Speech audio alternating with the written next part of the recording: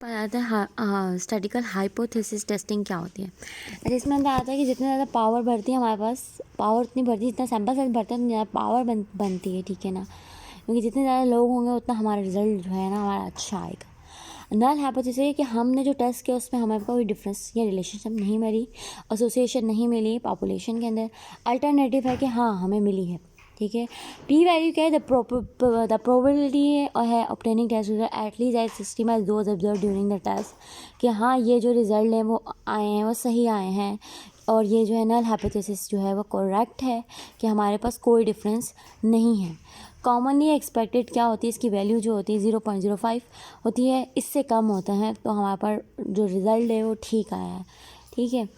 0.5% of result occur due to chance, जो 5% जो result होते हैं वो चांस में होते हैं, ठीक है। करेक्ट रिजल्ट क्या होता है, stating there is no effect और डिफरेंस व्हेन वन एग्जिस्ट। तो इसका मतलब क्या है, अगर हम बोलें कि डिफरेंस है तो हमने एच ओ रिजेक्ट कर दिया इन फेवर ऑफ HF। अगर हम बोलें कि setting there is no effect difference when more none exist, तो हमारे पास कि हम बोल रहे हैं कि कोई डिफरेंस नहीं था और था भी नहीं था, H O is not rejected, ठीक है। फिर हमारे पास आता है type 1 alpha error. A for accuse हम कर रहे हैं, ठीक है, हम एक्यूज़ कर रहे हैं, ठीक है। फॉल्स पॉजिटिव हमारे पास एरर आ रहा है कि हम कह रहे हैं कि देयर इज़ अ डिफरेंस जबकि हो था ही नहीं, तो फॉल्स पॉजिटिव एरर है। तो क्या, first time boy cry wolf the town believe there is a wolf but there is not, ठीक है, false positive. You can never prove H1, हम करेक्शन कभी प्रूव नहीं कर सकते लेकिन हम हमेशा रिजेक्ट कर सकते हैं H1 को, ठीक है। ये वाली बात भी हमें बात है। अल्फ़ा की प्रोबेबिलिटी हो तो मेकिंग एज अ टाइप 1 है, अल्फ़ा वो प्रोबेबिलिटी है हम कि कितना हम टाइप 1 एरर करेंगे, वो 0.05 चूज़न होती है। अगर पी की वैल्यू लेस देन अल्फ़ा हो, ठीक है, अल्फ़ा की वैल्यू क्या है वो भी 0.5 है। अगर पी की वैल्यू 0.505 से कम होती है तो हमारे पास एज्यूम करते हैं कि H O is true and the probability of obtaining would be less than the probability of making a type 1 error. H O is therefore rejected as fall. Statistical significance का मतलब ये नहीं होता है कि वो रिजल्ट जो है वो क्लिनिकली भी सिक्वेंस है। अच्छा, अल्फ़ा 1 के एरर को ए से याद करें, you accuse an innocent man, जबकि उसने कुछ नहीं किया था, हम मतलब कि उसने कुछ नहीं किया था लेकिन हम कह रहे हैं कि हमने उसको एक्यूज़ कर लिया, ठीक है। एक्यूज़ मतलब ये हो गया कि कोई डिफरेंस नहीं है और हम कह रहे हैं कि डिफरेंस है, एक्यूज़ कर लिया, ठीक है ना। टाइप 2 एरर क्या है कि हम कह रहे हैं कि कोई इफेक्ट नहीं जबकि हो है,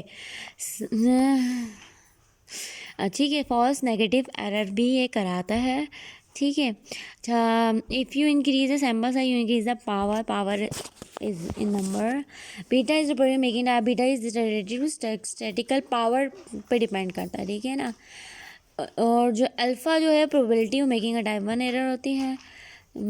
ये बीटा वो प्रोबेबिलिटी है कि हम रिजेक्ट करते हैं H O when it is fall, it is the probability of rejecting H O not when it is false, ठीक है।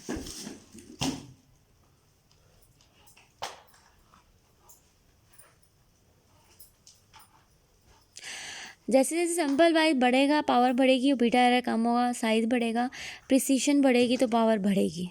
You blindly let the guilty man go free, तो इसका ये नमूने कि B for beta error, blindly let the guilty man go free, ठीक है।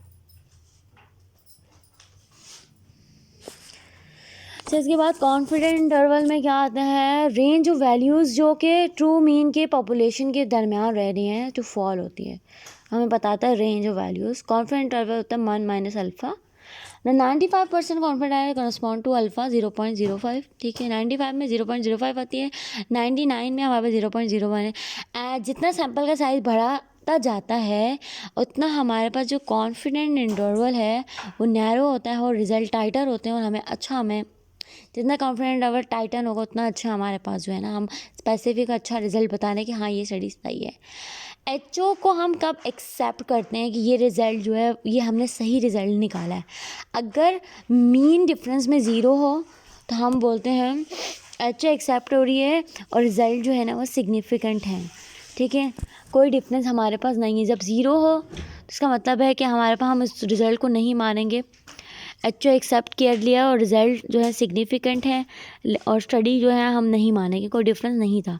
जब को आर आर में 1 हो, अच्छा, या ओ आर में 1 होता है, तो हम वो ये जब रिज़ल्ट आया तो हम स्टडी को सिग्निफिकेंट नहीं मानते हैं, ठीक है ना।